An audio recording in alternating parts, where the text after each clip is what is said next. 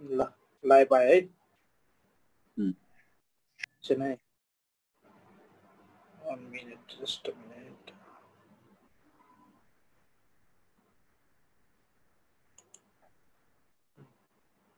ल जय मसीह सम्पूर्ण आदरणीय दाजु भाइ दिदी बहिनीहरुमा प्रभु ख्रीष्टकै महिमाको नाममा प्रेमी जय मसीह आज पनि हामी तपाईहरुको साथमा जिउँदो पानीको यो कोसीले लिएर आएका छौं हामी दिनै जसो हामी जिउँदो पानी यही समयमा पढिरहेका छौं तपाईहरुको प्रार्थनाको उत्तरमा आज पनि हामीले यो जिउँदो पानी लिएर आएका छौं अनि तपाईहरु हाम्रो साथमा रहनुहुनेछ भन्ने हामी आशा लिएका छौं र यो जिउँदो पानी आज हामी यो वर्ष 3 को जुलाई सेप्टेम्बर 2003 मा चाहिँ अनि यो पुराण चाहिँ 12 लेखिएको छ यसमा चाहिँ हामी आज पढ्ने छौं है अनि अस्ति हामीले आदि पढेर राखेका थियौं आज चाहिँ त्यो आदिबाट फेरि हामी सुरु गरेर आज सक्ने प्रयास गर्ने छौं हाम्रो लागि प्रार्थनामा याद गरिदिनुहोस् है सुरु भन्दा यो पढ्न सुरु गर्नुभन्दा अगाडि तपाईलाई सानो सूचना हाम्रो जिउँदो पानी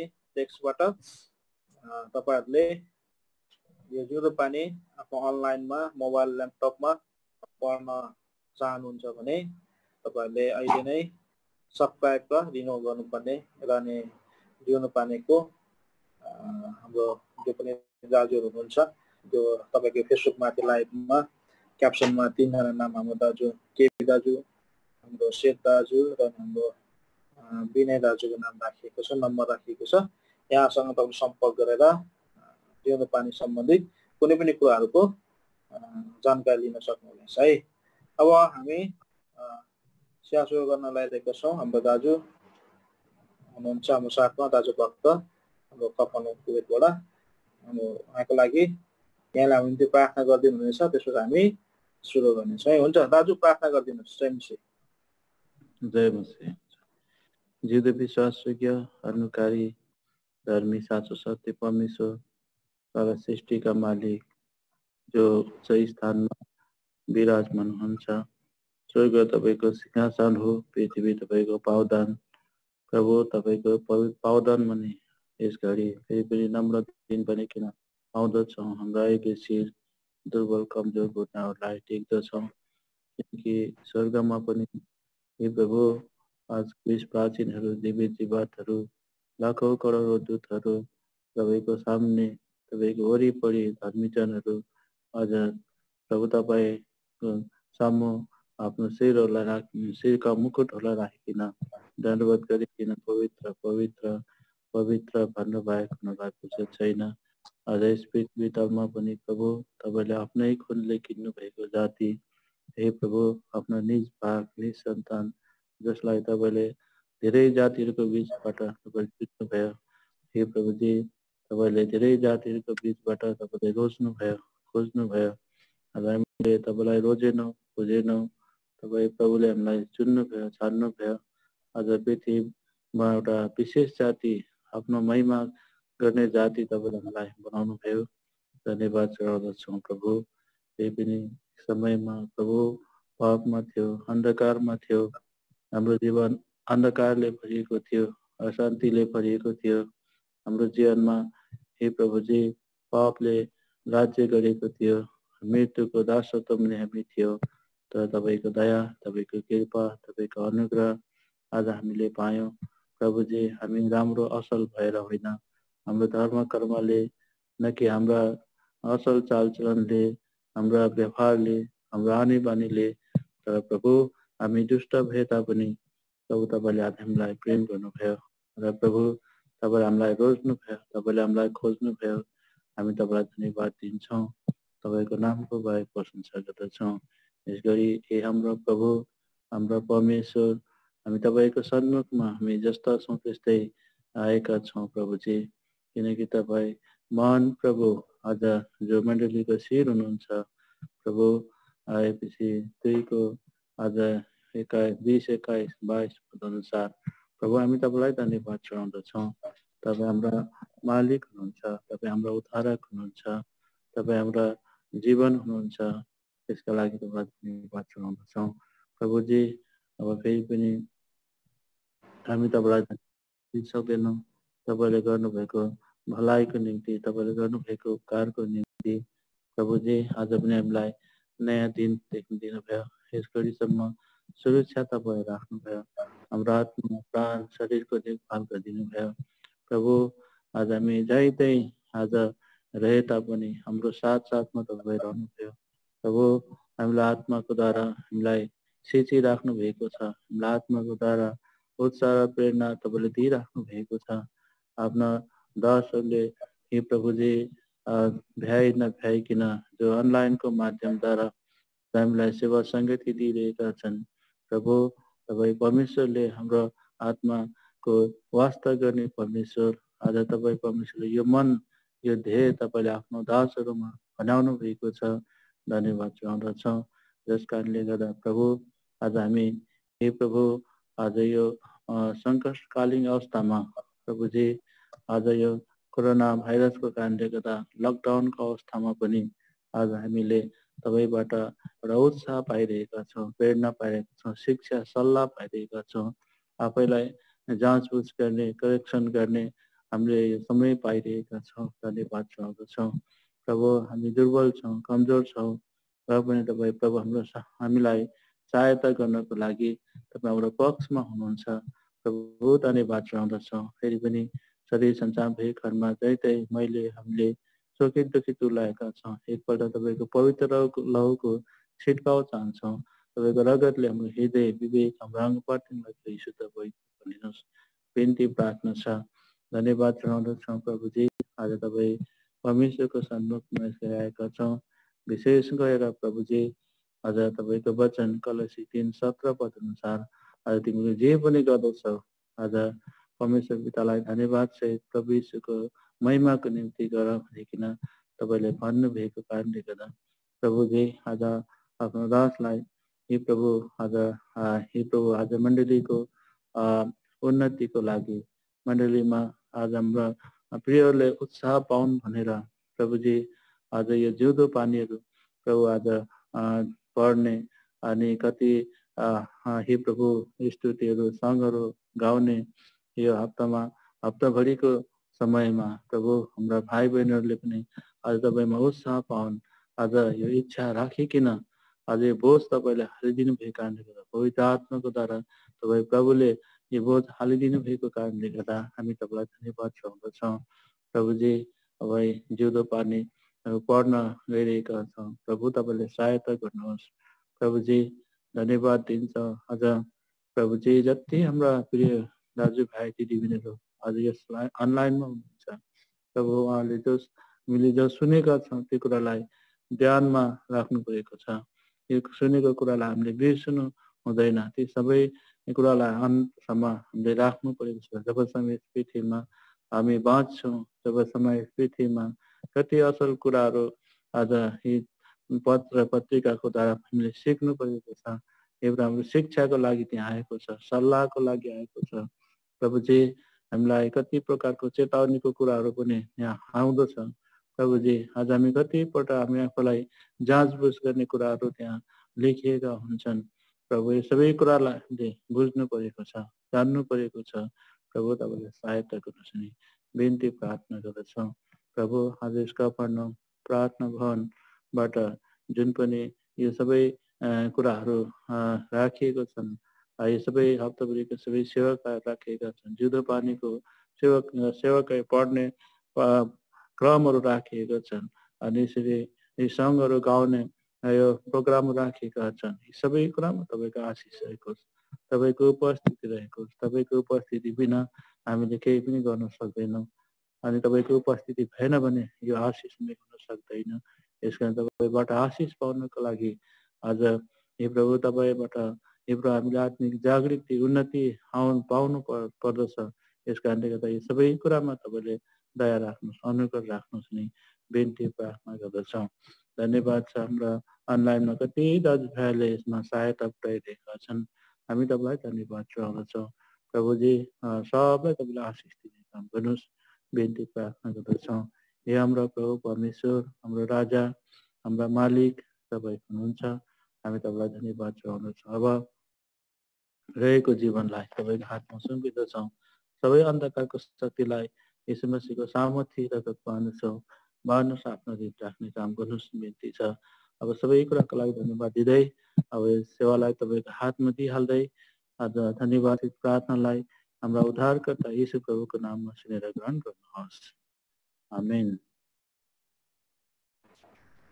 आमेन दाजु, धन्यवाद। जय मसीह। दाजु भक्तलाई धेरै धन्यवाद, प्रार्थना गरिदिनु भयो। अब हामी जिउँदो पानी पढ्नेछौँ। यो जुलाई सेप्टेम्बर 2003 को रहेछ, वर्ष 3। यसको चाहिँ हामी अस्ति आदिसम्म पढेका थियौँ। अब हामी आदिबाट पढ्ने प्रयास गर्नेछौँ। तपाईहरु जतिजना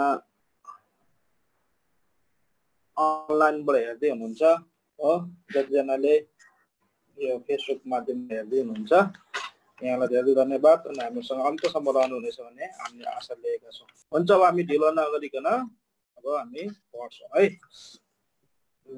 यो ठुली हाम्रो बडी ठोलीले लेख्नु भयो रहेछ घर परिवारको बारेमा। हामी 18 पेजदेखि पढ्दैछौँ आज। यो अस्ति हामीले पढिसकेको छौँ, गएको 4-5 दिन अगाडि। यसलाई चाहिँ अब अस्ति बिहिबार भनौँ न, बिहिबार हामी पढेका थियौँ। अहिले चाहिँ फेरि पढ्दैछौँ है। यहाँ भन्छ घर परिवारमा हाम्रो बडी ठुलीले लेख्नुहुन्छ, आदरणीय अतिथिहरू, एक दिन अब्राहमको पाल अघि पधारिनु हुँदा सम्पूर्ण परिवार नै आनन्दले झुमेका थिए। उत्पत्ति 28 6 अनि 7 पद। मालिकको आज्ञा अनुसार पाठोको मासु तयार गर्ने काममा खटेका चाकरहरू आदि औधी व्यस्त थिए। घरकी आमा सारा चाहिँ पिठो मुछेर रोटी पकाउन तल्लीन थिइन्। यसो हेरी पठाउँदा उसलाई ओल्टाङ पोल्टाङ गर्दै भित्र बाहिर गरिरहने फुर्सद नै थिएन। न त छिमेकीसँग बात गफ हाँक्ने फुर्सद। कति आदर्श नारी, घरभित्रको राखन धरनमा अलिकति पनि नचुकी। भोजन तयार भयो, शान्त वातावरणभित्र पाहुनालाई सिद्धियो। अनुशासनबद्ध चाकरहरू आफ्नो काममा जुटे। घरकी आमा भने दलाननिर थकाइ मार्दै बातचितको सिलसिला सुनिरही। यसबेला अतिथि मध्ये एकजनाले सोधे, सारा कहाँ छिन्? उत्पत्ति 18 पद। पतिको सोझो उत्तर, तिनी पालभित्रै छिन्। ओहो, कति मिठो आवाज, कमसे कम पालभित्र त छिन्, तल्लो घर माथिल्लो घरतिर गएकी छैनन्। धेरै आमाहरूलाई हिजो आज पालभित्र भेटाउन गाह्रो पर्छ। यहाँ पालभित्रको जीवनले अत्यन्तै घरेलु औ प्रार्थनाको जीवनलाई पनि सङ्केत गर्छ। मत्ती 6 पद। जसभित्र प्रवेश गर्नेले सत्कार पाउनुपर्छ, माया, ममता, स्नेह औ आत्मीयताको अनुभव गर्नुपर्छ। पाल शब्दले साधारण डेरा अथवा कच्चा झुप्राहरूलाई बताउँछ, जहाँ हामी घाम, पानी आदि बेरी, हिंसक जन्तुहरू वा खतरादेखि सुरक्षित रहन सक्छौँ। अथवा एउटा घरको परिभाषाले नियाली पठाउँदा यो स्वीट होमलाई देख्छौँ, जुन घरकी आमा अति समझदार छिन्। हितोपदेश 14 पहिलो खण्ड। यस्तो पाठहरूभित्र आफ्नोत्वले सधैँ बास गरेको हुन्छ। यही पालभित्र इसाकले साराको मृत्युपछि सान्त्वना पाएका थिए। उत्पत्ति 24 पद। ओहो, पालभित्र बस्ने आमाहरूको मृत्यु कत्रो रहेछ। भनिन्छ, पुरुषहरूले बाहिरी रूपमा घर अथवा घरका बाहिरी पसललाई बनाउँछन्, तर नारीहरूले घर अथवा घरको भित्री पक्षलाई निर्माण गर्छिन्। Men make house but woman makes homes है। यस प्रसङ्गलाई 2 भागमा गरी विश्लेषण गरौँ। हाउस घर वा डेरा भन्नाले एउटा बस्ने ठाउँ या आश्रय स्थानलाई बुझाउँछ भने होम शब्दले त्यसभित्रको माया, प्रेम, नजिकको सम्पर्क, आफ्नत्व औ पारस्परिक सुझबुझलाई देखाउँदछ। दुवैको एउटै अर्थ देखा परे तापनि व्यावहारिक रूपमा केलाउँदै जाँदा बेग्ला बेग्लै भङ्गालो बनिँदो रहेछ। आज नारी जातिलाई विशेष अधिकारको सम्भागी बनाई प्रभुले आफ्नो घर सिँगारिरहनु भएको छ। के तपाईँ पनि यही स्वीट होम भित्रै हुनुहुन्छ? आदरणीय 2 अतिथिहरूलाई लुतको परिवारमा पनि प्रवेश गर्न मौका मिल्यो, तर हाय, सारा झैं लुतकी स्वास्नीलाई पाउनाइ गर्ने काममा नाम निशान केही देख्दैनौ। कहाँ दलान छेउमा बसेर बातचित सुन्दै स्वयंलाई सच्याउने फुर्सद। उत्पत्ति 19:3। निश्चय त्यस घरकी आमालाई पाहुनाइ गर्ने क्षमता नै थिएन। पक्कै पनि घरदेखि बाहिर रहेकी कारण लुतलाई चाकरहरूको सहयोगमा भोजन तयार पार्नु पर्यो। आफ्नो निम्ति पालभित्र बस्न नसक्नेले अरू कसैको निम्ति बस्नु यो गाह्रो कुरा हो। तल्लो र माथिल्लो घर गौरी र मैया गर्दै उफ्रेनेले कहाँ स्वामीको निम्ति पालभित्रै बसेर निम्ति बिछाउने। हाय हाम्रा पालहरू रित्तो हुन लाग्यो, भत्किन लाग्यो। हितोपदेश 14:1 दोस्रो भागमा। लुतको घर हाउसभित्र पाल्ने अतिथिहरूलाई पनि निश्चय विस्मात लागेको हुनुपर्छ है, र नै बलपूर्वक सम्पूर्ण परिवारलाई निकाल्न बाध्य हुनु पर्यो। ओहो कति चिसो घर जहाँ प्रेमले बास गर्न भुलेको छ। पाल टेन्टभित्र र पाल बाहिर बस्नेहरूको जीवनलाई हेर्नुहोस्। एउटा न्यानो अनि चिसो घर, घाम र छाया जस्तो घर, प्रेम र घृणाले भरिएको घर। एउटा परमेश्वरको बास गर्ने, अर्को दुष्टहरूले बास गर्ने घर। भजनसँग 84:10 पद आखिरी भाग। आउनुहोस् तपाईँ र म चाहिँ पालभित्रै बसेर यसलाई स्वीट होम बनाऊ।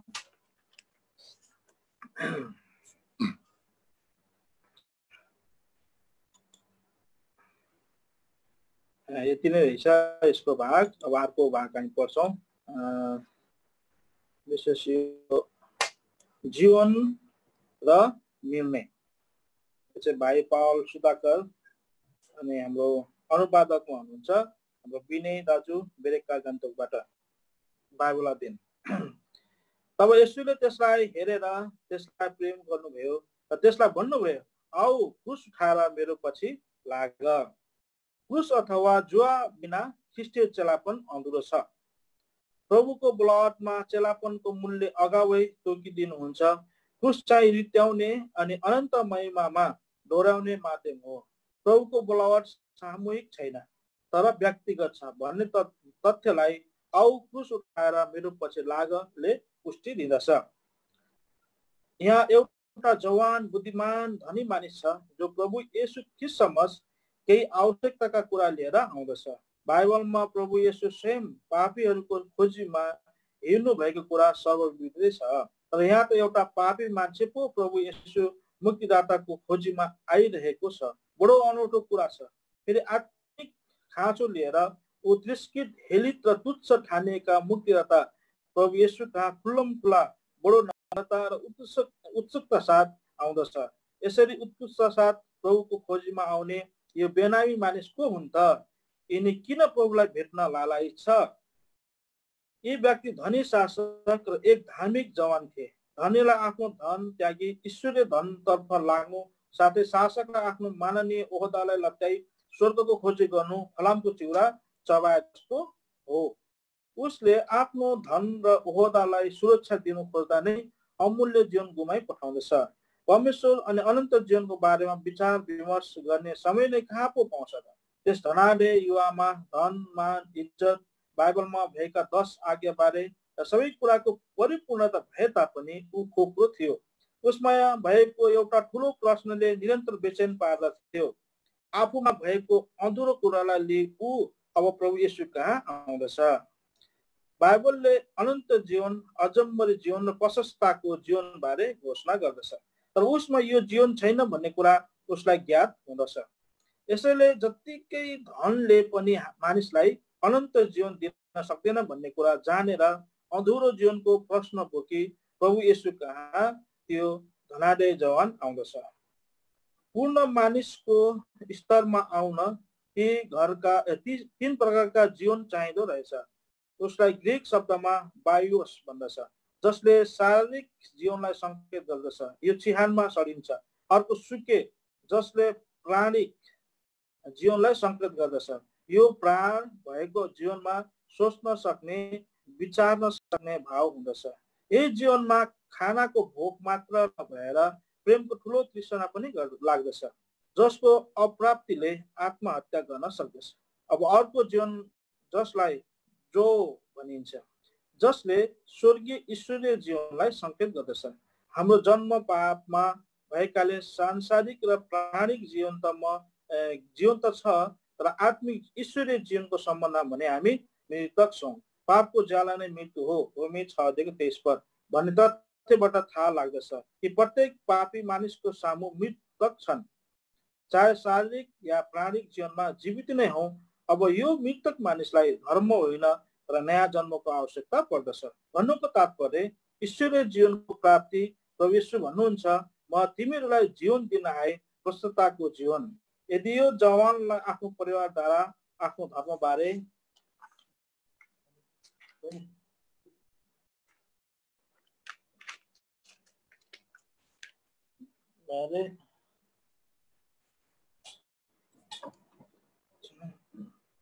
मैले यहाँ अब यतापट्टि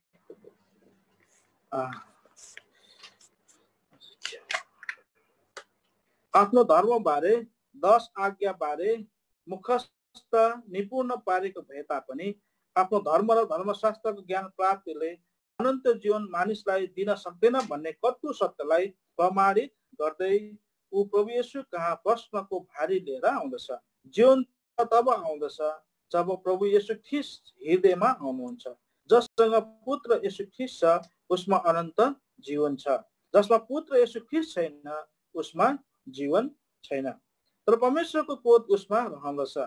बस्तीवाला या सहरमा बस्ने, धनी वा गरिब, अनपढ वा ज्ञानी, हामी सबैलाई परमेश्वरले एउटै प्रश्न गर्नुहुन्छ, के तिम्रो जीवनमा मेरो मृत्यु येशू ख्रीष्ट छ? के येशू ख्रीष्ट तिम्रो जीवनदाता मुक्तिदाता हुनुभएको छ? धर्मले पनि मानिसलाई अनन्त जीवन दिन सक्दैन भन्ने सत्यलाई पुष्टि दिँदै यो धार्मिक जवान खुल्लम खुल्ला प्रभु येशू कहाँ आई प्रश्न गर्दछ, हे असल गुरुज्यू, अनन्त जीवनको अधिकारी हुनलाई म के गरौँ? तब प्रभुले उसलाई 10 आज्ञा मध्ये 6वटा दोहोऱ्याउन लाग्नुभयो। तब यो जवान गजक्कै भएर भन्न लाग्छ, मैले त मेरो बाल्य अवस्थादेखि नै यसलाई पुरा गर्दै आउँदैछु। यो मानिस ज्ञानी भएर पनि अन्धा रहेछन्, कारण सबैलाई पापको अधीनतामा थुनेर राखेको छ। गलाती 3:20 पद। जस कसैले सम्पूर्ण व्यवस्थालाई पालन गर्दछ तर पनि एउटै कुरामा चुक्यो भने ऊ सबै कुरामा दोषी ठहरिएको छ। याकुब 2:10 पद। जब तपाईँ परमेश्वर समक्ष उभिनुहुन्छ तब तपाईँ अपराधी हुनुहुन्छ। व्यवस्था चाहिँ एउटा ऐना हो जसले परमेश्वरको सामु मानिसको वास्तविक दशा देखाउँदछ। व्यवस्था पालन गर्न होइन तर पालन गर्न असमर्थ छौँ भने प्रमाण दिनलाई दियो। मानिसले धेरैको अनुहार हेर्न सक्छ र आफ्नो अनुहार हेर्नलाई ऐनाको आवश्यकता पर्दछ। भारतको रेल सेवा ढिलो दौडाइमा प्रख्यात छन्। एक दिन एउटा मान्छे रेलको स्टेसनमा रेल पर्खी बसिरहेको थियो।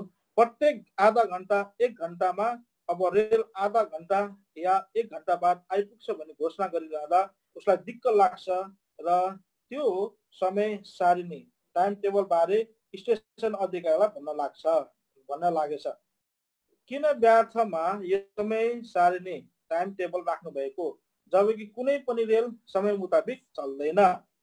तब स्टेसन अधिकारीले जवाफमा भनेछ, यदि यो समय सारिणी नभएको भए तपाईँले कसरी रेल ढिलो भएको थाहा गर्न सक्नुहुन्थ्यो? यो समय सारिणीले रेल ढिलो कुदेको पत्ता लगाउन सके झैँ परमेश्वरको वचनले पनि तपाईँ परमेश्वरको सामु चुक्नु भएको कुरालाई प्रकट गर्दछ।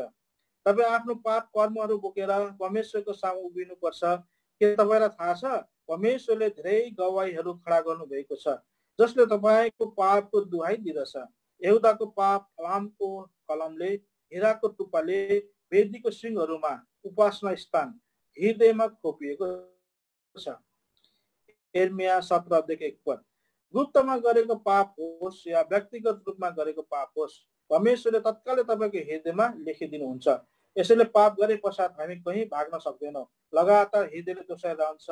जब म स्कुलमा गुरु बाबु काम गर्दथे त्यस बेला एउटा विद्यार्थी आई मलाई भने, मैले मेरो घरमा भएको नोकरीसँग व्यभिचार गरेको छु, जुन कुरा मेरो परिवारलाई कसैलाई पनि थाहा छैन, तर पनि मलाई मेरो हृदयले दोष दिइरहन्छ।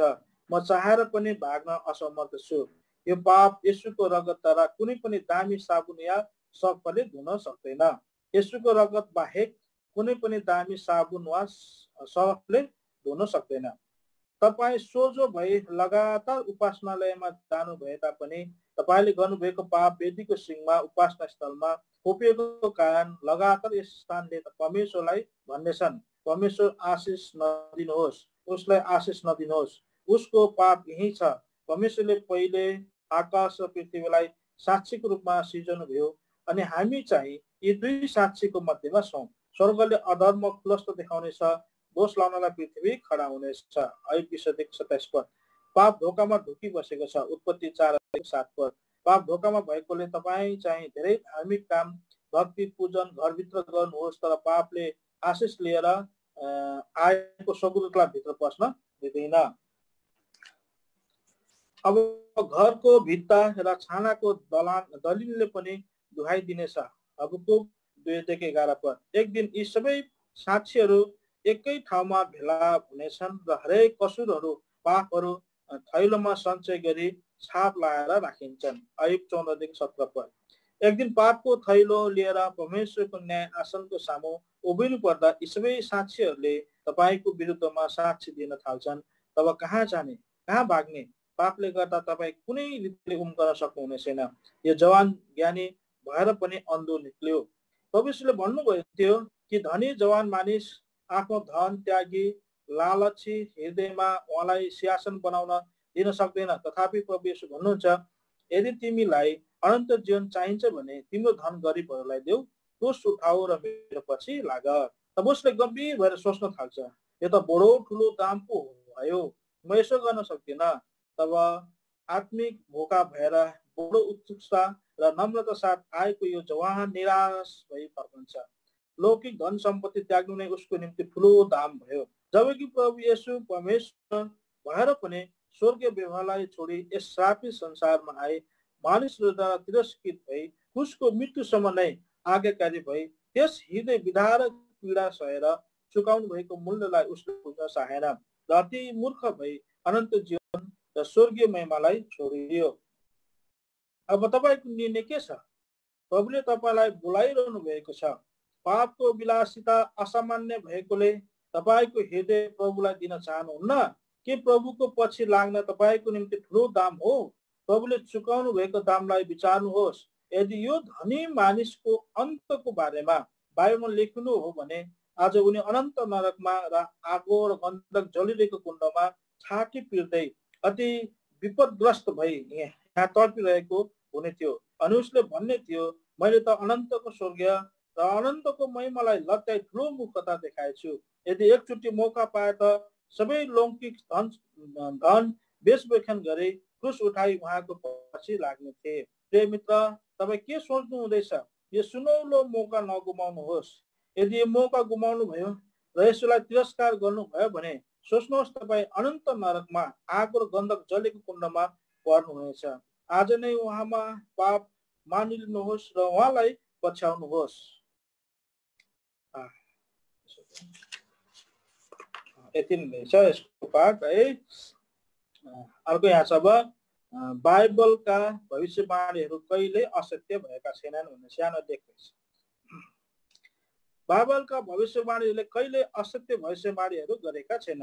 समय समयमा कति मानिसहरूले भविष्यवाणी गर्दछन्। जस्तै अमेरिकामा जेनी डिएसन नाम गरेकी महिलाले भविष्यवाणी गरी राष्ट्रपति केनेडीको हत्या सन् 1963 मा हुनेछ भने उसले भने, अनि साँच्चै त्यो हुन आयो। तर त्यो सत्य भविष्यवाणी बाहेक उसले अरू धेरै झुटा भविष्यवाणी गरी। तर बाइबलमा यस्तो छैन। यहाँ सत्य भविष्यवाणीहरू मात्र उल्लेख गरिएका हुन्छन्। बाइबलका भविष्यवाणीहरूको बीचमा पुरा सहमति पाइन्छ। बाइबलमा गरिएका सबै भविष्यवाणीहरूको बीचमा एउटा अचम्मको सहमति पाइन्छ। पवित्र बाइबलमा 66 पुस्तकहरू समावेश छन्। यी पुस्तकहरू 40 जना लेखकहरूद्वारा लगभग 1500 वर्षभित्र लेखिएका हुन्। यसैले लेखकहरूमध्ये धेरैजनाले एकअर्कालाई चिन्दैनथे। यसो भए तापनि उनीहरूले लेखेका भविष्यवाणीहरूको बीचमा कुनै प्रतिवाद वा अमेल छैन। धेरैजनाले एउटै घटनाको विषयमा भविष्यवाणी गरे पनि उनीहरूले एकअर्कालाई खण्डन वा विरोध गर्दैनन्। जब उनीहरूले हाम्रो सृष्टिकर्ता परमेश्वरको बारेमा लेखे तब उनीहरू दुई मत भएन। के यो तपाईलाई अचम्म लाग्दैन? तपाईँ याद गर्नुहोस्, हिजो आज तपाईँले कुनै एक विषयमा विभिन्न लेखकहरूका बयानहरू पढ्नुभयो भने त्यहाँ कुरा मात्र मिल्दैन, झन् एक पुस्ता अघि लेखिएको कुरा वर्तमानका कुराहरूसित मिल्दैन भने तब बाइबलमा 1500 वर्ष अगाडि लेखिएको कुरा पछि लेखिएको कुराहरू कसरी एकमत भई मिल्दैछ? केही कुराहरू आकाश र पाताल जस्तै फरक हुनु पर्दैन र? तब यी भविष्यवाणीहरू कसरी यस्तो अचम्म रीतिले एकमत भई मिल्दछन् त? बाइबलका भविष्यवाणीहरूले पवित्र जीवन जिउँथे। बाइबलका भविष्यवक्ताहरूले पवित्र जीवन जिउँथे। बाइबलमा सबै भविष्यवाणी गर्नेहरूले पवित्र परमेश्वरलाई मनपर्दो जीवन बिताउँथे। उनीहरूले एउटा कुरा सिकाएर अर्को कुरा गर्दैनथे। उनीहरूले न पैसाको निम्ति न त आफ्नै स्वार्थको निम्ति भविष्यवाणी गरे। उनीहरूले कहिले झुट बोलेनन्, उनीहरूले चोरेनन्, आफ्नो फाइदा खोजेनन् र कुनै अपराध गरेनन्। उनीहरू परमेश्वरका भक्तजनहरू हुन्थे। आजभोलिका ज्योतिषहरू जस्ता दुष्ट, स्वार्थी, झुटा भविष्यवक्ता जस्ता उनीहरू बिल्कुल थिएनन्। के बाइबलका विभिन्न भविष्यवाणीहरू जान्न तपाईँ इच्छुक हुनुहुन्छ? इच्छुक हुनुहुन्छ भने यस पुस्तक ध्यानसित पढ्नुहोस् र लाभ उठाउनुहोस् भन्ने हामी तपाईँलाई अनुरोध गर्दछौँ। बाइबलका भविष्यवाणीहरू। अब हामीसँग पाठ छ स्वर्गीय धन। यसको लेखक हुनुहुन्छ हाम्रो दाजु रुबेन राई, ब्रेकका गान्तोकबाट जीवन भएछ है। यसको जसले आफ्नै निम्ति धन पार्दछ तर परमेश्वरप्रति धनी छैन, त्यो यस्तै हुनेछ। लुका 12:21। केही वर्ष अघि क्रिसमस आउनुभन्दा एक हप्ता अघि एक धनी व्यक्तिबाट एउटा गरिब प्रचारक कहाँ एउटा चेक आयो। त्यो चेक त्यो प्रचारकका आफ्नै भाइले पठाएको थियो। भाइको नाम जेम्स रहेछ, दाजुको नाम चाहिँ जोन थियो। भाइले दाजुलाई क्रिसमस मनाउन केही दिन अघि उसको घरमा निम्त्याएको रहेछ। यी दुई दाजुभाइ भेटघाट नभएको कैयौं वर्ष भएको थियो। यी दाजुभाइ एउटा गरिब घरानामा जन्मेका थिए। युवा अवस्थामा पुगेपछि जेम्स एउटा नामी व्यापारी भयो, तर दाजु जोन चाहिँ एउटा प्रचारक भए। भाइले दाजुलाई बस स्ट्यान्डबाट दाजुलाई उनका परिवार सहित आफ्नो दामी कारमा चढाएर एउटा सुन्दर भवनमा ल्याए। चारैतिर खेतबारी, बगानहरू, डेयरी फार्म, नोकर चाकर देखेर जोनको मन कति पनि आकर्षित भएन। रात्रि भोजमा मिठा मिठा खानाहरू खाइसकेपछि ती भाइकी सुन्दरी छोरीले पियानो बजाएर मिठो गीत गाएर सुनाई। त्यसपछि ती दुवै परिवार घरको माथिल्लो तलामा आराम गर्न गए। त्यसपश्चात यी दुई केस फुलिसकेका दाजुभाइ अङ्गेटीमा आगो ताप्दै धेरै वर्ष अघिका कुराहरू गर्न थाले। अन्तमा दुवैजना चुपचाप बसे। जेम्सले जोनतिर हेरेर भने, यदि मैले केही कुरा भनेदेखि दाजु रिसाउनुहुन्न? प्रचारक दाजुले भने, भाइ जेम्स, तिमीले जे भने पनि म रिसाउँदिन। तर भाइ जेम्सले भन्न थाल्यो, दाजु, जब हामी सानै उमेरका थियौँ हामी दाजुभाइ सँगै मिलेर बस्यौँ है भनेर सल्लाह गरेका थियौँ। तर एक दिन तपाईँ आएर भन्नुभयो म त एउटा प्रचारक हुनु पर्यो। त मैले तपाईँलाई भने तपाईँले त मूर्ख कुरा गर्नुभयो, अनि आज पनि तपाईँ मूर्ख नै हुनुहुन्छ। तपाईँले मेरा खेतीबारीहरू हेर्नुहोस्, मेरा गाई बस्तुहरू हेर्नुहोस्, मेरो शानदार बङ्गलो हेर्नुहोस्, मेरो सुन्दर छोरीहरूलाई हेर्नुहोस्, उनीहरूका पोसाकहरू हेर्नुहोस्। तपाईँको त खोइ के पो छ र? तपाईँ त गरिब हुनुहुन्छ। तपाईँकी छोरीहरूले न कस्तो थोत्रो मैला लुगाहरू लगाएका छन्। मलाई त मेरो दाजुका छोरीहरू भन्न पनि शरम लाग्छ। म कसरी मेरा साथीहरूलाई तपाईँको परिचय दिनु? केही क्षण दुवै दाजुभाइ चुप लागेर बसे। त्यसपछि जोनको आँखाबाट आँसुका थोपा बग्न थाल्यो। उसले मनमा सम्झे, म किन भाइको घरमा आएछु? भाइ जेम्सबाट यस्तो कटु वचन सुनेर जोनको सरल हृदय तीरले वातपात छेडे चाहिँ भयो। उनले भाइ जेम्सलाई बडो गम्भीरतापूर्वक आँखाबाट आँसु खसाउँदै भन्न थाले, भाइ, तिमीले जति कुराहरू मसित गर्यौ यसको लागि तिमीलाई धन्यवाद नै छ, किनकि म जसको सेवा गर्छु उहाँले मेरो निम्ति यो भन्दा कैयौं गुणा थुकाई कुटाई भनाई निन्दा सही दिनुभएको छ।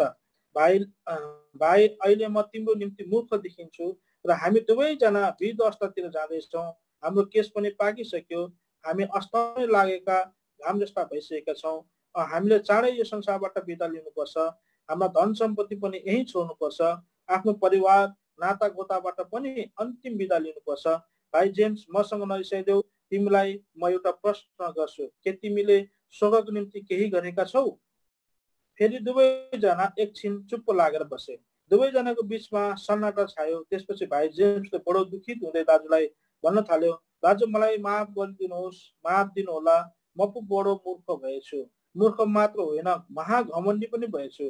मैले तपाईँलाई बेइज्जत गरेँ, दुखित तुल्याएँ, तपाईँको हृदयमा चोट पुर्याएँ। मलाई क्षमा गर्नुहोस्। तपाईँले आज मेरो होस खोलिदिनु भयो। साँचो हो, मैले गरिबहरूमाथि अन्याय अत्याचार गरेर धन कमाएको छु, र धन होइन, पापको बेसरी कमाएछु। म धनी भएर के गर्नु? परमेश्वरको निम्ति म त कंगाल, तुच्छ, नाङ्गो रहेछु। यसो भन्दै भाइ जेम्सले आँसु झार्न थाले। सुख गर्दै रुन थाल्यो। आज अन्तिम समयमा धन सम्पत्ति कमाउनेहरूको अवस्था यस्तै हुन्छ। जसले आफ्नो निम्ति धन थुपार्छ र परमेश्वरप्रति धनी छैन, त्यो यस्तै हुनेछ। लुका 12:21। उसले जत्तिकै धर्म कर्म गरे तापनि, दान पुण्य गरे तापनि, त्यसको खुनमा पाप भएको छैन भने परमेश्वरको दृष्टिमा घिनलाग्दो अशुद्ध कोडी चाहिँ देखा पर्दछ। त्यसमा विश्वास नगर्नु नै आशा रहित, जीवन रहित, शान्ति रहित हुनु हो। यसर्थ आज नै येशू ख्रीष्टलाई विश्वास गर्नुहोस्, किनकि तपाईँको निम्ति भोलि ढिलो हुनेछ। द पुअर रिच ब्याङ्करबाट उद्धृत गरेको यसै हो। अब हामी अर्को पाठमा जाँदैछौँ। यो चाहिँ दृष्टिकोणबाट छ। यसको शीर्षक सिपाही। अनि यो चाहिँ हाम्रो बडी सुश्री मनिता रसाइलीले लेख्नु भएको छ, बेरेक्का गान्तोकबाट। तिमीहरूले लडाइँहरू र लडाइँका होहल्लाहरू सुन्नेछौ। हेर, तिमीहरू नआत्तियो, किनकि सबै कुराहरू हुनै पर्छ, तर अन्त अझै हुने छैन। मत्ती 24:6 लेखिएको परमेश्वरको वचन यसरी एक एक गरी पूरा भइरहेको छ। यसैले आज राज्य बीचमा अनेकता, देश माझको लडाई, परमाणु युद्धको हाहाकार, कुन घडी के हुने हो भएर त्रासमा मानव जाति रुमलिन्छौँ। जब खबर कागजमा वा अरू सञ्चार माध्यमद्वारा सिमानामा यति जवान मारिए वा धेरै आतंकवादीहरूलाई मारे भन्ने खबर पढ्छौँ वा सुन्छौँ, पवित्र शास्त्र बाइबलमा अगमबाडी गरे अनुसार साँच्चै भन्नु हो भने वर्तमान संसारको वातावरण कहीँ पनि सन्तोषजनक छैनन्। कहीँ कति मानिस मारिए त ठुल्ठुला भवन बमद्वारा उडाए, कहीँ बम विस्फोट भयो इत्यादि।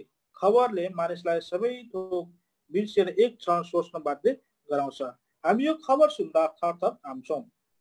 तर आफ्नो देश र देशवासीहरूको रक्षा गर्न सबै अवस्थाको सामना गरिरहेका छन् सेनाका नौजवानहरूले। यी नौजवान मध्येका एक वीर सैनिक राकेश पनि हो। ऊ भर्खरै छुट्टीमा आएको थियो। धेरै महिनासम्म काश्मीरको सिमानामा रहेर घर आउँदा उसलाई सबै कुरा भिन्नै लाग्छ। सेतो हिउँ जङ्गल मात्र हेर्दा फेरि सहर बजार देख्दा उसलाई खुसीको आवाज भइरहेको छ। ऊ घुम्दै एउटा पार्कमा आइपुग्छ र बसेर के सोचिरहेको बेला अचानक जोना त्यहाँ आइपुग्छ। जोना पिटरको भाइ थियो। पिटर र राकेश एउटै स्कुलमा पढेर सँगै हुर्केका थिए। सानो छँदा ती दुई खुबै मिल्थे। राकेशलाई देख्न साथ जोनाले खुसी हुँदै भन्यो, नमस्कार दाजु, कहिले आउनुभयो? राकेश पनि जोनालाई देखि आनन्दित हुन्छ। पिटर लगायत घरका सबैको विषयमा सोधपुछ गर्छ। जोनाले पुनः प्रश्न गर्छ, तपाईँ नि कस्तो हुनुहुन्छ? तपाईँ उता सिमानामा हुँदा हामी तपाईँलाई सम्झिरहन्छौँ नि। हाम्रो आमाले सधैँ नै तपाईँको लागि प्रार्थना गरिरहनुहुन्छ। दाजु, फौजीको जीवन साह्रो छ नि। रात दिन लडाइँको मैदानमा बस्नुपर्ने। तपाईँलाई आतंकवादीसँग डर लाग्दैन? लाग्दैन जोना, राकेशले गम्भीर भावमा उत्तर दिन्छ। आतंकवादीसँग डराएर देशको सुरक्षा कसरी गर्न सकिन्छ र? हाम्रो जीवन भने यो जोखिमपूर्ण नै हुन्छ। कुनै घडी पनि हामीले गोली खान सक्छौँ। सायद तिम्रो आमाको प्रार्थनाले नै होला म फर्केर आइसकेको। जोनाले अझै भन्छ, दाजु, तपाईँलाई भने डर लाग्दैन? राकेशले जोनालाई हेर्दै भन्छ, एकदमै लाग्दैन। एकपल्टको जुनी आफ्नो देशको निम्ति मर्नु त गर्वको कुरा हो। पहिला त डर लाग्थ्यो, तर अब धेरै वर्षसम्म सिमाना बसेपछि त्यस्तो केही डर लाग्दैन। त्यहाँ त हामी जोस उत्साहले पूर्ण हुन्छौँ।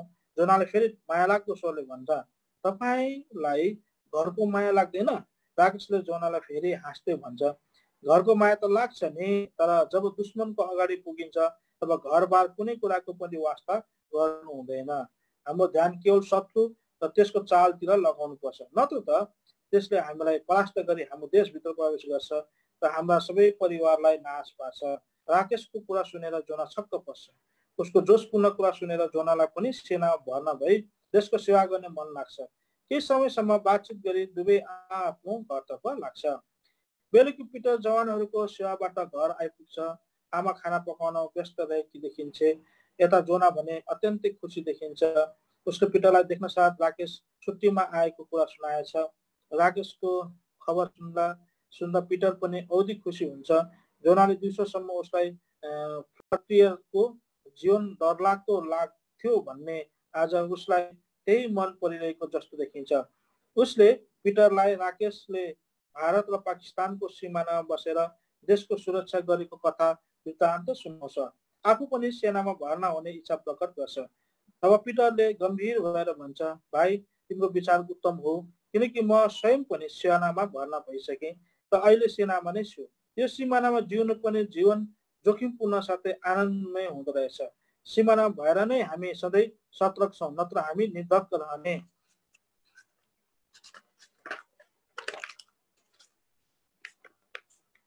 रहने थियौँ औ हाम्रा शत्रुले हामीलाई नाश पार्ने थियो। पिटर कुरा सुनेर जोना छक्कै पर्छ। ऊ अत्तालिँदै भन्छ, दाजु तपाईँ पागल त हुनु भएन? के भयो तपाईँलाई? ऊ अझ कराउँछ, आमा आमा हाम्रो दाजुलाई के भयो कुन्नी? आमा पनि अत्तालिँदै आउँछन्, तर पिटर भने मुसुक्क हाँस्छ। उसलाई आफ्नो भाइको कुरा सुन्दा माया लाग्छ र भन्छ, म कहाँ पागल भएँ? जोनाले भन्छ, अन्त तपाईँ कहिले सेना भर्ती हुनुभयो र सिमानामा हुनुहुन्छ? के भनेको यस्तो? राकेश दाजुको फौजी हुनुहुन्छ, तपाईँ चाहिँ? पिटर मुस्कुराउँदै जोनालाई भन्छ, यो साँचो हो, राकेश भारत पाकिस्तानको सिमानामा छ औ म चाहिँ 26 जनवरी 2000मा खिसको सेनामा भर्ना भएँ। अहिले म खिसको सिपाही हुँ। यसैले आफै सधैँ हात हतियार बोकेर तयार हुनुपर्छ। यदि हामी जागो रहेर मसी जीवनको सुरक्षा गरेनौँ भने शत्रु हाम्रो घरभित्र पसेर हामीलाई, हाम्रो परिवारलाई लगायत मण्डलीलाई सर्वनाश गर्छ। जोनाले क्रिस्चियन परिवारमै जन्म लिए तापनि यी सबै कुरा बुझ्न सकेका थिएन। पिटर पनि हिजो अस्तिसम्म अर्कै थियो। उसको जीवनमा आएको परिवर्तन देखेर जोना छक्क पर्छ। सन्डे स्कुलदेखि यस्ता सन्देश सुने पनि उसरी आफ्नो दाजुमा आएको परिवर्तन अनि उसको कुराले ऊ अचम्मै मान्छ। पिटर अझै भन्दै जान्छ, आज मण्डलीमा अनेक प्रकारको द्वन्द्व, अनेकता र विभाजन आज किन भइरहेछ? हरेक आफ्नो स्वार्थी पूर्ति गर्नपट्टि लागिरहेको छ किन? यी सब शत्रुको हमला हो। त्यसले हाम्रो कमजोरी थाहा पाइसकेको छ। त्यो सजिलैसँग हाम्रो जीवनभित्र प्रवेश गर्न चाहन्छ। हाम्रो सिमानामा सुरक्षाको निम्ति सिमानामा हतियार लिएर खडा हुने कोही छैन। औ पर्खाल बनाउने र मद्वारा नाश नहोस् भने देशको लागि मेरो सामने धाँधोमा उभिने एउटा मानिस तिनीहरूको बीचमा मैले खोजेँ तर पाउँदै पाइन। हिजकियल 22:30 पद। त भाइ के तिमी खडा नहुने? साँच्चै भन्नु हो भने हामी जवानहरू पनि मनोरञ्जनका साधनको खोजीमा मात्र लागिरहेका हुन्छौँ। हामी यी नाश भइरहेको संसारमा केवल भौतिक आनन्द खुसी मात्र खोजिरहेका हुन्छौँ। पिटरले फेरि आफ्नो भाइ जोनाको काठमा थपथपाई प्यारसहित भन्छ, जोना हामी विश्वासी येशूको सिपाही हौँ। 2 तिमोथी 2:3मा पावल प्रेरितले युवा तिमोथीलाई यसरी लेखेका छन्, हामी मण्डलीका युवाहरूले यस पदलाई अझ बढ्ता ध्यान दिनुपर्छ, कारण मण्डलीका वृद्ध बाबु आमाहरू आज शरीरको असमर्थता, कमजोरी, रोगले गर्दा चाहेर पनि कति काम गर्न सक्नुहुन्न। मसिना भाइ बहिनीहरूमा पनि त्यो बल, त्यो जोस र परिपक्वता आइसकेको हुँदैन। आज तिमी र म जस्ता युवाहरूले नै सिपाही बन्नु छ। तिमीले चाह्यौ भने तिमी पनि राकेश जस्तो देशको इज्जत र मान बचाउने सिपाही हुन सक्छौ। तर याद राख जोना, जुन दिन तिमीले प्रभु येशूलाई आफ्नो हृदयमा ग्रहण गर्छौ त्यही दिन तिमी ख्रिस्ट येशूको सेनामा भर्ना भएको एक सिपाही हुन्छौ। त्यसका अनगिन्ती फौज छन्। त्यसमा अनेकौं हतियार छन्। ती अहिलेको मिसाइल र अणु बम भन्दा अनेकौं गुणा शक्तिशाली छ। तर त्यससँग लड्न प्रभु येशूले हामीलाई पनि धेरै हतियार दिएका छन्। तर त्यो हतियार चलाउने अभ्यास गर्नु हामीलाई आवश्यक छ। जोनाले उत्सुकतासित सोध्दछ ती हतियारहरू के हो र कस्ता हुन्छन्, हामीले त्यसलाई कसरी अभ्यास गर्नु छ। जोना, आऊ हामी दुई मिलेर त्यस हतियारको विषयमा पढौँ। दुवै दाजुभाइ पढ्न लाग्छन्। एफएसी 6:10-18 पदसम्म। यी सब एउटा आत्मिकी सिपाहीको हतियार हुन्। अब यसको अभ्यास चाहिँ हामी पढ्छौँ। 2:42 पदमा है, जोनाको आँखाबाट अविरल आँसु बग्छ। उसले भन्छ, दाजु, प्रभुले मेरो निम्ति आफ्नो प्राण दिनुभयो, तर मैले चाहिँ उहाँको निम्ति के गरेँ? म मेरो प्रभुको निम्ति खडा हुन्छु र त्यो सिपाही चाहिँ खडा हुनेछु र शत्रुसित युद्ध गर्नेछु। कुरा गर्दा गर्दै पिटरको आँखाबाट पनि आँसु बग्न थाल्छ। दुई युवाहरूको आँसु एकैचोटि चुहिन्छ। तर ती आँसु सङ्कल्पका आँसु थिए, सिपाहीका आँसु थिए। धन्यवाद। यति नै रहेछ सिपाहीको बारेमा है। हामी पनि सिपाहीहरू भएर मण्डलीको ढोकामा बसेर सुरक्षा गर्नुपर्ने रहेछ है। तिनीहरूले आफ्ना परिश्रमहरूबाट विश्राम पाउन्। प्रकाश 14:13 पद। सन् 1988 साल सितम्बर महिनामा प्रभुको जीवित मण्डलीमा जन्म लिए 2001 सालको सितम्बर महिनामा नै महिमित घरमा बोलावट पाउनुहुने भाइ स्वर्गीय नरबु तामाङले हामी माझ एक अमिट छाप छोडी जानुभएको छ। कट्टर स्वधर्म घरनाबाट साँचो मुक्तिदाता येशू ख्रीष्टको परिचयमा आउन उनले ठूलो सङ्घर्ष गर्नु परेको थियो। यद्यपि यी क्षणभरका क्लेशहरूले उनलाई महिमित राज्यदेखि अलग गर्न सकेन। उनको नेत्रले ती क्षितिज पारीको स्वर्गीय घरको दर्शन पाएको हुनाले शरीरमा दुर्बल कमजोर भए पनि सङ्घीय विश्वासीको साथमा रहेर एउटा असल नमुनाको जीवन जिउन सक्षम बन्न सकेका थिए। सधैँ दिन दुखीहरूको सहायता अघि सरेर परिआएका समस्याहरूको समाधान खोज्न उनले प्रभुको चरणलाई पक्रिरहे।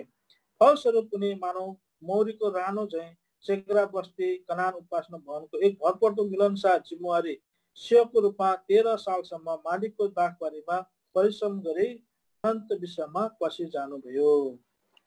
उठ्नु भएको है। यहाँ अब अर्को पाठ छ 57। यो चाहिँ बाइबल अध्ययन रहेछ। ब्रदर भक्ति सिंहले लेख्नुभएको किताब रहेछ। यसलाई उल्टा चाहिँ हाम्रो बढी ठुलीले चाहिँ गर्नुभएको छ। 7औं अध्यायभित्र करुणा, पवित्रता, शान्ति र स्वर्गीय प्रेमका धनी प्रभु येशूको घरभित्र पाइने पूर्ण सन्तुष्टिहरूलाई मनन गर्दै आइरहेका थियौँ। अब यस 8औं अध्यायमा हामी नुनको शुद्धिकरण 57लाई हेर्नेछौँ। नुनको बारेमा रहेछ यो। आज बिहान पनि हाम्रो बडा टेनबुकबाट हामीले नुनको वचन सुनेका थियौँ है। नुन स्वर्गीय जीवनको रहस्य। यो मेरो उत्कृष्ट प्रार्थना हो कि तपाईँ जहाँ सुकै जानुहोस्, तपाईँ यात्रा गरिरहनु भएको होस्, यी प्रभुको निम्ति परिश्रम गरिरहनुहोस् वा चुपचाप बसिरहनु भएको होस्, तपाईँलाई प्रभुले पृथ्वीका नुन सर उपयोग गरेका हुन्। सायद तपाईँले कोही दयालु शब्दको साधारण उपायद्वारा पनि बहुमूल्य सेवाई पूर्ण गर्न प्रभुले सहायता गर्नुहुनेछ। प्रभुले तपाईँलाई उहाँको प्रभुत्व माने परिवर्तन गरेका हुन्, ताकि जो धेरै दुःख, बिरामी, कठिनाई अनि कलेशहरूबाट भएर जाँदा तपाईँद्वारा स्वर्गीय जीवनको स्वाद चाख्न सकुन्। सर्वप्रथम, जबसम्म तपाईँमा स्वर्गीय जीवन सञ्चार हुँदैन तबसम्म प्रभुले तपाईँलाई व्यवहार गर्नुहुन्न। एकपल्ट हामी उत्तर भारतमा प्राय 7 सातासम्म सुषमाचारको धावा गरिरहेका थियौँ। हामीले सुषमाचारको अन्त्यमा प्रेम भोज हुनेछ भन्ने घोषणा गरेका थियौँ। प्रत्येक पुर्याले केही न केही भोजन वस्तु ल्याउनु पर्थ्यो अनि ती ल्याएकाहरूलाई मिश्रित गराएर त्यसबाट सबैले भागीदार हुनु पर्थ्यो। त्यसैले सबैले बडो प्रेम सहित भोजन वस्तुहरू ल्याए अनि प्रेम भोज चाहिँ बडो आनन्दमय हुन गयो। त्यस पश्चात चाँडै नै हामीले सहर छोड्यौँ। केही महिनाको अन्तरालमा त्यस सहरका मिसनरीले पनि बडा दिनमा प्रेम भोजको घोषणा गरे। उनले सबै मानिसहरूलाई आफ्ना भोजनहरू ल्याउने आग्रह गरे ताकि त्यसबाट सबैले बाँडेर खान सकुन्। तर पनि जब उनीहरू आइपुगे कसैले केही भोजन वस्तुहरू ल्याएनन् त त्यस मिसनरीले साह्रै रिसाए। उनले तिनीहरूलाई भने, केही हप्ता अघि मात्रै तपाईँहरूले यति स्वादिष्ट भोजनहरू ल्याएका थियौँ, तर तिमीले आज किन त्यसो गर्न सकेनौ? ती मानिसहरूले जवाब दिए, अघिल्लो समयमा हामीले प्रेमको सङ्गति चाहेका थियौँ र हामीलाई हाम्रा खाद्य पदार्थहरू ल्याउनको निम्ति विवश भएका थियौँ, तर अहिले हामी शब्दहरू बाहेक यहाँ केही प्रेम देख्दैनौँ। जब तपाईँ स्वयंले नै प्रेमको अनुभूति पाउनुहुन्छ तब मात्र तपाईँले अरूलाई पनि यसमा अगुवाई गर्न सक्नुहुन्छ। सर्वप्रथम तपाईँ नुन बन्नै पर्छ, तब तपाईँमा स्वर्गीय प्रेमले आफै प्रवेश गर्छ अनि तपाईँ मार्फत अरूहरूमा यो खनाइनेछ। हामी परमेश्वरको वचनमा पढ्दैछौँ कि उहाँले हामीलाई चुन्नु भएको छ। उहाँले हामीलाई शुद्ध गरी असल नुन बनाउन चाहनुहुन्छ। मत्ती 5 अध्यायमा परमेश्वरले हामीलाई स्वर्गीय प्रक्रियाहरूबाट लैजानु हुने क्रमलाई हामी देख्छौँ। हामी जतिकै अपङ्ग भए तापनि ती स्वर्गीय तरिकाहरूबाट लगी हामीलाई प्रभुले स्वर्गीय गुणहरू प्राप्त गरेको चाहनुहुन्छ। सायद पृथ्वीका धन सम्पत्ति केवल बाठा चतुर नानीहरूको निम्ति मात्र सम्भव हुन सक्छ, तर प्रति वर्ष उत्तीर्ण नहुने नानीहरूको निम्ति यो हुन सक्दैनन्। तर आत्मिक आशिष चाहिँ सबैलाई प्राप्त छ। मानिसहरू भद्दा या मूर्ख हुन्, या तिनीहरू गरिब परिवारबाट आएका हुन्, या पछौटे दर्जाबाट या विकट परिस्थितिबाट, तापनि तिनीहरू सबै असल नुन बन्न सक्छन् अनि स्वर्गीय गुणहरूले भरपूर हुन सक्छन्। प्रतिदिन प्रभु येशू मसीह पापीहरूलाई बचाउन तिनीहरूलाई खोज्दै हिँड्नुभयो। लज्जापूर्ण जीवनद्वारा बिल्कुलै रद्द भएका मानिसहरू प्रभुको सामर्थ्य जनहरूमा परिवर्तन भए। त्यस समयदेखि परमेश्वरले उनीहरूद्वारा ठुला ठुला कार्यहरू गर्नुभयो। अब हामी नुनको शुद्धिकरणको अर्को तहलाई हेर्नेछौँ। सतावट एउटा आशिष। मत्ती 5:10 हामी पढ्छौँ, धार्मिकताका निम्ति सताइनेहरू धन्य हुन्, किनभने स्वर्गको राज्य उनीहरूकै हो। धेरै वर्ष अघि एउटा लङ्गडो पन्जाबी मानिस थियो। उनले साँचो गरी नयाँ जन्म पाए, बपतिस्मा पनि लिएका थिए। उसको चम्किलो मुहारलाई हेरी कसैले पनि भन्न सक्थे कि परमेश्वरले ऊ भित्र काम गर्नुभएको छ। यसो भए तापनि उसका गाउँलेहरूले उसलाई सताए अनि उसको पुरानै धर्ममा फर्काउने चेष्टा गरे। जब गाउँलेहरूले उसलाई उसको विश्वासमा ठोस र बलियो पाए, उसका सबै झिटिमिटीहरू बाहिर निकालिदिए। तिनीहरूले उसलाई तिरस्कार गरे, तिनीहरूको कुवाबाट पानी भर्न दिएनन्, उसलाई नोक्सानी पुर्याउने धम्की दिए। यी सबै कुराहरूद्वारा पनि विचलित नभई त्यो लङ्गडो मानिस एउटा रुखको फेदमा बस्यो अनि टाढो ठाउँबाट पानी भरेर ल्यायो। उसको विश्वासको चर्चा सुनि एउटा मिसनरी आए। उसले भन्यो, मैले तिम्रो दुर्दशाको विषय सुने, म तिमीलाई सहायता गर्न औ बचाउन सक्छु। तर त्यस मानिसले आफ्नो गाउँ छोडेर जान अस्वीकार गरे। उसले जवाब दियो, परमेश्वरले मलाई बचाउनु भयो र उनको साक्षीको रूपमा प्रयोग गर्न मेरो जीवन परिवर्तन गर्नुभयो। मैले प्रभुको निम्ति प्राण दिन परे तापनि म तयारी छु अनि म यस जग्गालाई छोड्ने छैन। प्रत्येक बिहान उसले चम्किलो मुहार लिएर आफ्नो काम सुरु गर्थे। उसलाई सताउनेहरूको निम्ति उसले प्रार्थना गरिरहे। केही समय पश्चात गाउँका सबै मानिसहरूलाई ऊ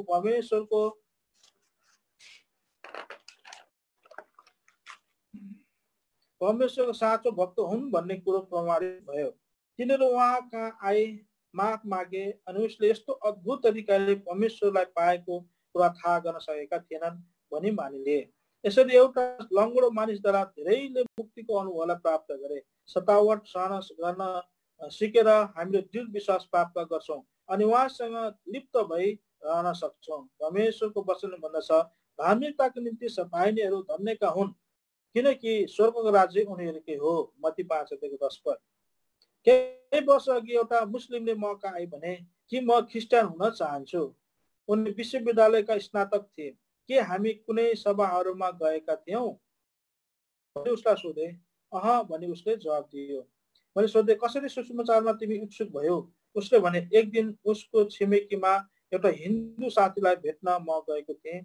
उसको साथी घर अघि एउटा सानो बरन्डा कौशी थियो अनि त्यहाँ उभिरहेको समय एउटा स्विपर आएर उसको टोकरीलाई एक कुनामा राख्यो।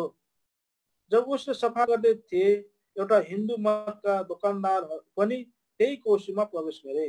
उसले पहिलेको धोतीले कान बक्स त्यस टोकरीलाई छोयो। त्यस मानिस साह्रै रिसाए। उसले आफ्नो जुत्ता खोलेर तैँले टोकरी यहाँ किन राखिस् भन्दै फटाफट पिट्न लाग्यो। उसले जवाब दियो, यो मेरो काम हो, म यहाँ सफा गर्न आएको हुँ। यसो भन्दै उसले आफ्नो अर्को गाला पनि फर्काइदियो अनि भन्यो, परमेश्वरले तपाईँलाई आशिष दिउन्।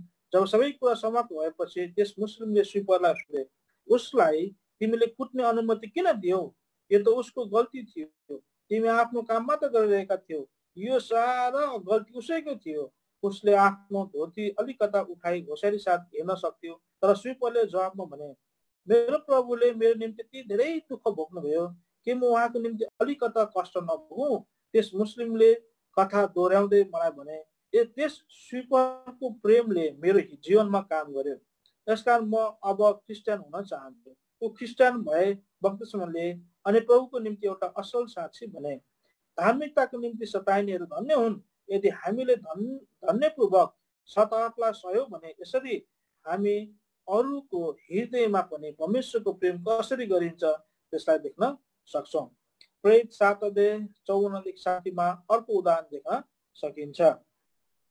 यहाँ हामी पवित्र आत्माले परिपूर्ण भएको परमेश्वरको जन स्टिफनलाई हेर्न सक्छौँ। प्रभु येशू ख्रीष्टको साक्षीलाई लिएको कारण उसलाई सताइयो। उसले धेरै असल कार्यहरू गरेका थिए। उसको सेवाद्वारा विधवा, गरिब अनि अनाथहरू आशिषित भएका थिए। तापनि धार्मिक अगुवाहरू उसित क्रोधित बने। झुटो दोषहरू उसमाथि लगाइए। यद्यपि उनले सबैलाई क्षमा गरेका हामी देख्छौँ। स्टिफन ढुङ्गाले लोहराइएको निम्ति राजी थिए। चम्किलो मुहार लिएर उसले मृत्युको सामना गरे। ढुङ्गाले लोहराउनेहरूलाई श्राप दिनुको सट्टामा उसले भन्यो, उसले यसो भनेर प्रार्थना गरे, प्रभु यस पापको लेखा उनीहरूमाथि नलिनुहोस्, उनीहरूमाथि दया गर्नुहोस् अनि क्षमा गर्नुहोस्।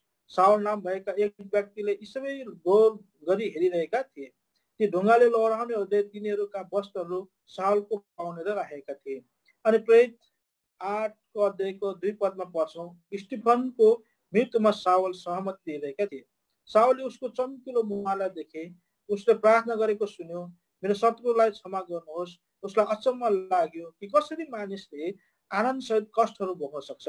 पछि त्यही व्यक्ति साउल ठुला प्रेरित पावल भए। यो कस्तो अद्भुत परिवर्तन थियो। उनी प्रभु येशू ख्रीष्टको एकदमै कटु शत्रु बनेका थिए। उसले धेरै विश्वासीलाई जलखानातिर घसेटे अनि धेरैलाई मारे। अब उनी ख्रीष्टको एउटा सेवक भए।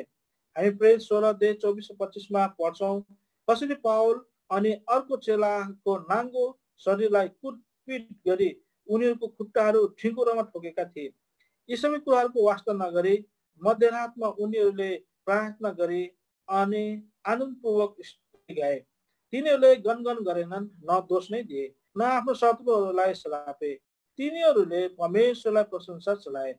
स्टिफनसको उदाहरणले साउललाई यति बढ्ता परिवर्तन गरे कि जेलभित्र पनि नयाँ जीवन अनि नयाँ आशिषहरू अरू कहाँ ल्याउन उनी सक्षम भए। थोरै समय पश्चात ती सब कैदीहरूले पनि प्रभुको प्रशंसाको गीत गाउन लागे। साधारणतया जब मानिसहरू थुनामा पर्छन्, पहिलो रात अरूहरूलाई सरापिरहन्छन्। यी कैदीहरू बेग्लै स्वभावका थिए। स्वाभाविकले नै कैदीहरू बाचाबाच अनि झगडा गर्ने भए तापनि यिनीहरूले परमेश्वरको प्रशंसा गरिरहे। त परमेश्वरले भुइँचालो पठाउनु भयो जसले सारा जग्गालाई हल्लाइदिए अनि तिनीहरूका साङ्लाहरू चुडेर झरे। प्रत्येकका बन्धनहरू खोलिए। जेलको हाकिमले सबै कैदीहरू मागे सम्झी स्वयं आत्महत्या गर्न लागेका थिए। तब पावलले उसलाई भने, हामी सबै यहाँ छौँ, आफैलाई नोक्सानी नगर्नुहोस्। 26:27 पद। धार्मिकताको निम्ति सताइनेहरू धन्यका हुन्, किनभने स्वर्गको राज्य उनीहरूकै हो। एउटा ठुलो सम्मान हो। प्रभुको निम्ति सताइनु यो ठुलो अधिकार हो, आनन्दको कुरा हो। यसरी थोरै नुनको मात्राले सारा जेल नै परिवर्तन भए। जेलका थुनुवाहरू, हत्यारा, चोर, ठगहरू, अब तिनीहरू सबै पाठाहरू बनिए है। यी परिवर्तित कैदीहरू प्रभु येशू ख्रीष्टको निम्ति साक्षीहरू भए। यसरी नै युरोपतिर सुसमाचार प्रचारित भए। स्टिफनसले आनन्द सहित सतावटहरू सहेको कारण यद्यपि उनी मरे तापनि नयाँ जीवन, नयाँ आनन्द, नयाँ आशिषहरू सारा संसारभरिका मण्डलीहरूमा आए। यी आशिषहरू फैलिँदै लगातार बढ्दै आजसम्म यहाँ आइपुग्यो। प्रभुको वचन 2 तिमोथी 3:12 पदले भन्छ, तपाईँ जोसुकै भए तापनि तपाईँको देश या व्यवस्थामा शैक्षिक योग्यता जेसुकै भए तापनि यदि तपाईँले ईश्वरीय र पवित्र जीवन यापन गर्न चाहनुहुन्छ भने, प्रभु येशू मसीहलाई पछ्याउन चाहनुहुन्छ भने तपाईँले सतावटलाई सहन गर्नुपर्छ। यी दिनहरूमा रेलवे, पुलिस र विभिन्न सरकारी विभागहरूमा कार्यरत मानिसहरूको घुस खाने आदत हुन्छ। तिनीहरूले पाएका घुसहरू आपसमा